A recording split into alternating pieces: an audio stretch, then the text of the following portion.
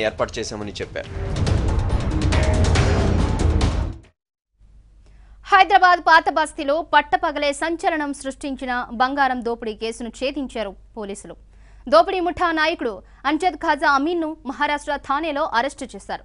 పట్టుబడిన ప్రధాన నిందితుడి నుంచి 6 లక్షలు విలువ చేసే బంగారు ఆభరణాలను స్వాధీనం చేసుకున్నారు. ఈ నెల 6న పాత బస్తీలోని నగల తయారీ కేంద్రంలోకి 10 మంది సభ్యుల దోపిడీ ముఠా ప్రవేశించింది.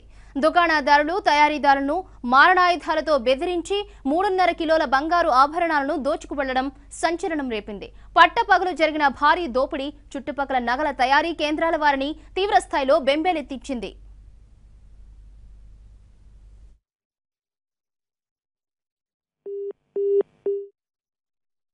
పోలీస్ హెడ్ క్వార్టర్స్ కు కోతవేటు దూరంలోని నగల తయారీ కేంద్రంలో జరిగిన దోపిడీని సౌత్ జోన్ పోలీసులు ఛాలెంజింగ్ గా తీసుకున్నారు. మొత్తంగా 17 స్పెషల్ టీంలను రంగంలోకి దించారు.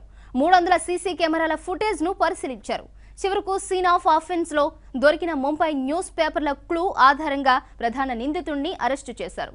ఈ దోపిడీ కేసు మరో 9 మంది పరారీలో ఉన్నారని, వారి కోసం స్పెషల్ టీమ్స్ గాలిస్తున్నాయని పోలీసు అధికారులు తెలిపారు.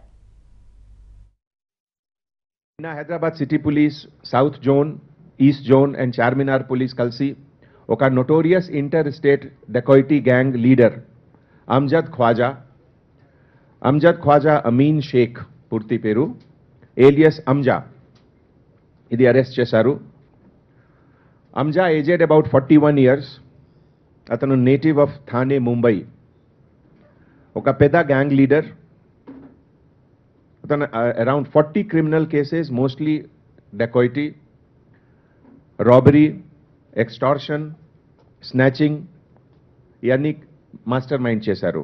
ఇప్పుడు ఇతని దగ్గర మాత్రమే 6 lakhs వర్త్ సీజ్ చేయడం జరిగింది.